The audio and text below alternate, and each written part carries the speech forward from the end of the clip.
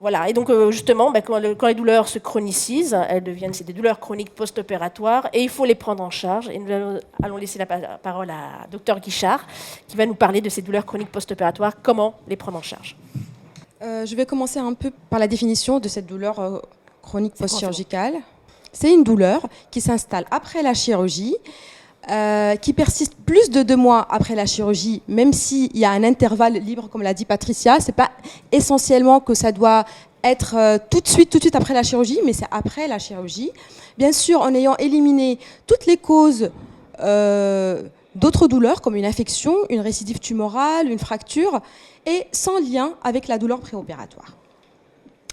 C'est une figure que je t'ai pris, Valéria, que j'aime beaucoup, et qui regroupe les différentes chirurgies. Il faut savoir que toutes les chirurgies sont pourvoyeuses de douleurs chroniques post-chirurgicales, avec une incidence de 10 à 30% au moins, et 5% de douleurs sévères. C'est-à-dire, si on parle de 10 millions de patients opérés en France, au moins 3 millions de patients vont avoir une douleur chronique post-chirurgicale, et c'est énorme.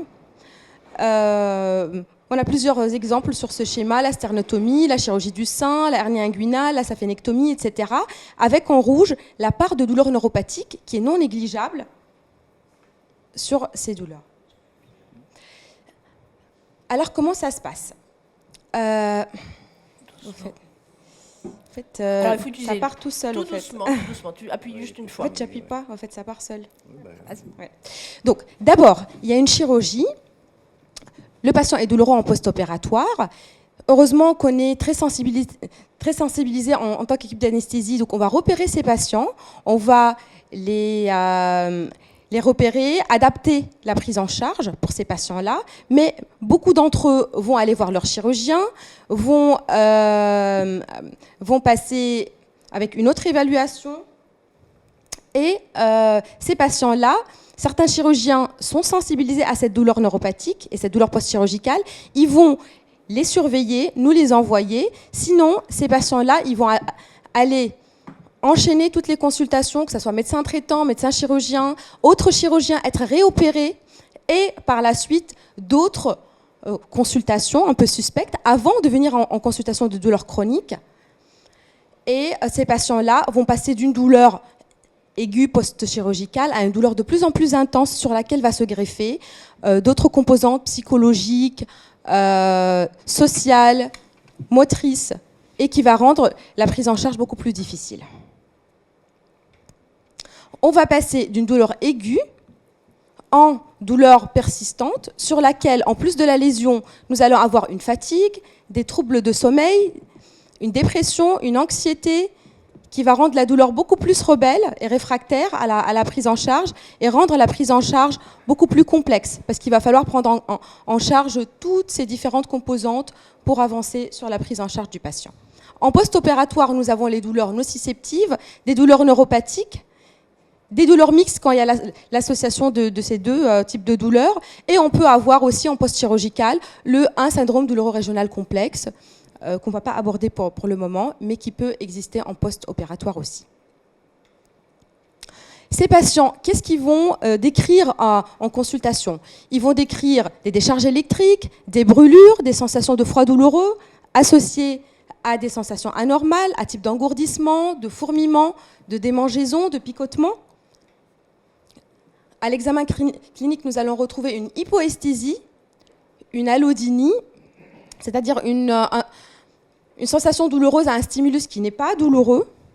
Et tout ceci peut être regroupé au sein d'un questionnaire qui s'appelle le DN4, qu'on a abordé à plusieurs reprises tout à l'heure, et qui permet de faire le diagnostic précoce de cette douleur neuropathique, qui a une bonne spécificité et une bonne sensibilité. C'est un questionnaire à diffuser autour de nous, qui est simple à faire au lit du patient et qui permet de détecter de façon précoce cette douleur neuropathique. Donc on le diffuse auprès des infirmières, auprès des chirurgiens, de toute l'équipe.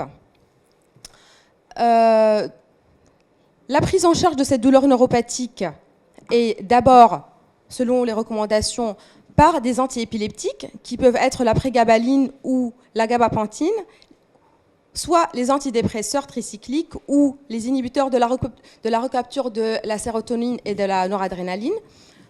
En première intention, on peut commencer par l'une ou l'autre. En deuxième ligne, on peut les associer si l'efficacité n'est pas satisfaisante.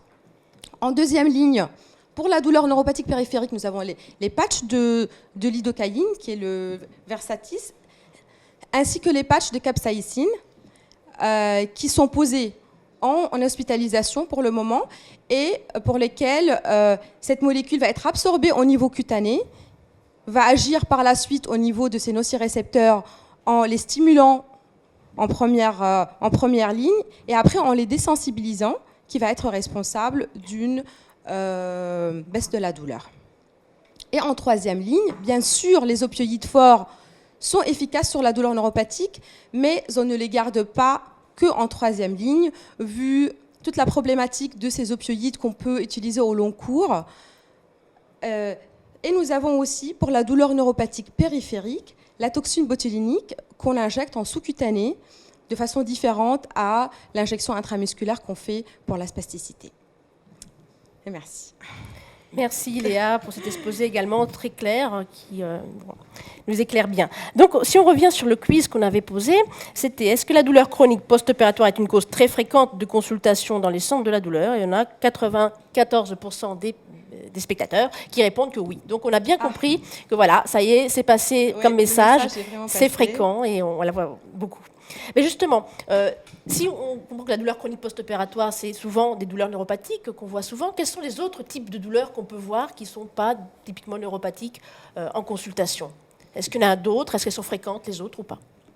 Elles sont fréquentes. C'est vrai qu'on parle souvent de douleur neuropathique parce que c'est la douleur qui est entre 30 et 50%, disons, dans cette douleur chronique post-chirurgicale, mais parce qu'elle est encore la plus difficile à prendre en charge, cette douleur neuropathique. Mais nous avons aussi d'autres douleurs nociceptives, ça peut être des douleurs mécaniques, des douleurs inflammatoires, des lésions tissulaires qui se chronicisent aussi. On peut retrouver aussi un névrome qui peut être responsable de douleurs neuropathiques en post-chirurgicale. Et bien sûr, le syndrome douloureux-régional complexe qui peut aussi apparaître en post-opératoire. Mais justement, avant de poser la question de douleur chronique post-opératoire, est-ce qu'il y a des choses à éliminer, que le chirurgien doit éliminer avant de poser ce diagnostic de douleur chronique post-opératoire? Est-ce qu'il y a des choses comme ça qu'on pourrait transmettre Oui, bien sûr, il doit éliminer des causes de douleur, un type d'infection, de complications chirurgicales, de refracture du site opératoire, problème mécanique de la prothèse. Exactement, de décèlement de prothèses. Alors, une question des internautes. Comment faire le choix entre gabapentamide et antidépresseurs? Est-ce qu'il y a une méthode pour laquelle on commence et pourquoi? Oui.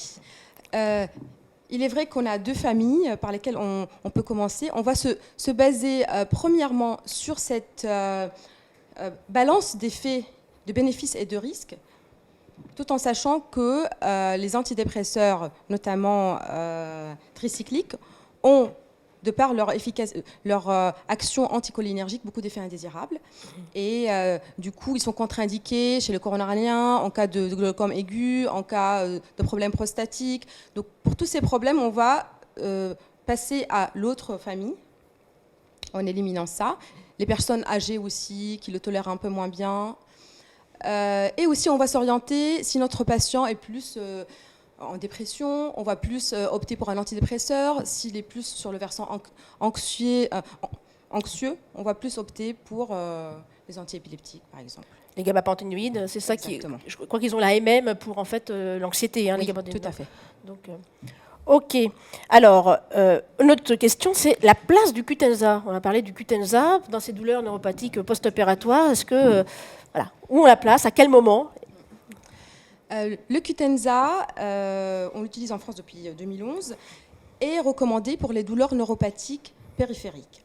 C'est vrai qu'il est recommandé en deuxième position, mais on est amené vite à le proposer dans la douleur neuropathique périphérique, essentiellement post-chirurgicale, vu le peu d'efficacité aussi de nos molécules qu'on utilise en première ligne. Et souvent, on est vite amené à le mettre en place. Et quelle organisation ces pour ce patients-là. Cutenza? Comment on le propose? Je ne sais pas si en France ou en Belgique c'est la même chose, mais nous, Nous, en fait, on l'organise en hôpital de jour. C'est une demi-journée d'hospitalisation où on pose ces patchs. On peut en poser 4 maximum en une fois.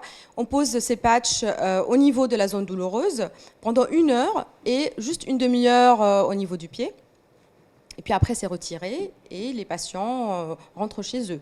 Bien sûr, en appliquant du froid, parce que c'est une molécule qui va provoquer une certaine chaleur au niveau de la zone posée, qui ne va pas durer longtemps. Ça dure moins que 24 heures, cette sensation de chaleur, des fois un peu plus. Et il faut mettre du froid pour apaiser et diminuer. En Belgique, c'est la même chose, on le fait à l'hôpital.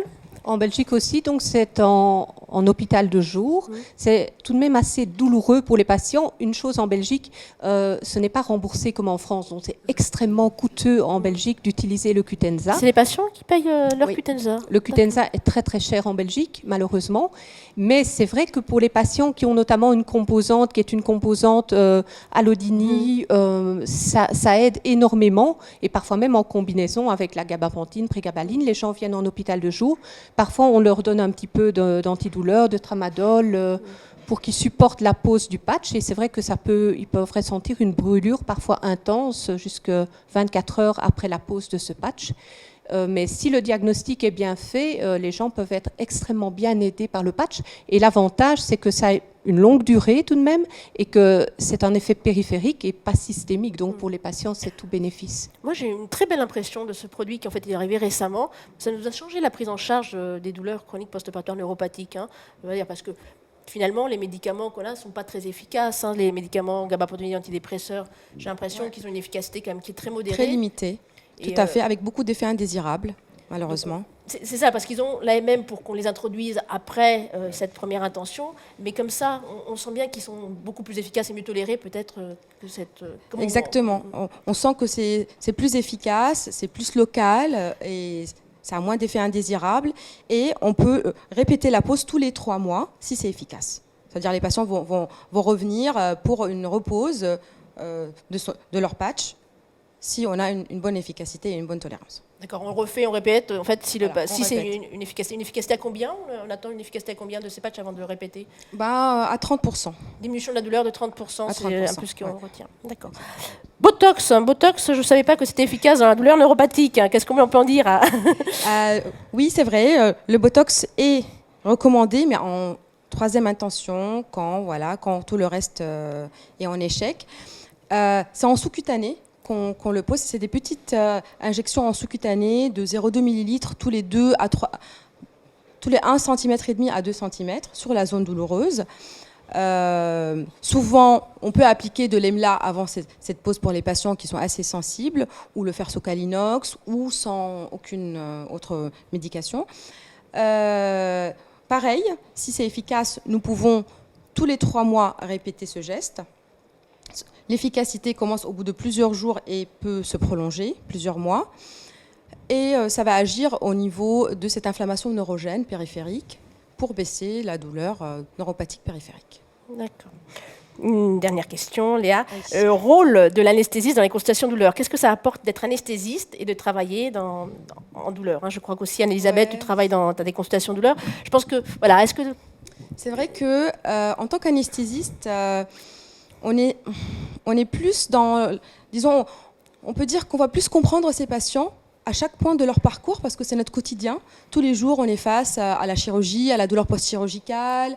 Nous sommes un peu plus sensibles peut-être parce qu'on va accompagner ces patients aussi autour de leur chirurgie. On est plus sensible à cette notion de douleur chronique post-chirurgicale. D'autre part, on côtoie les chirurgiens au quotidien, donc on va plus communiquer avec eux, plus transmettre, plus adapter la prise en charge, les informer. Et bien sûr, on a un rôle très très important de prévention, de sensibilisation de toute l'équipe, des infirmières, des internes, des infirmières anesthésistes.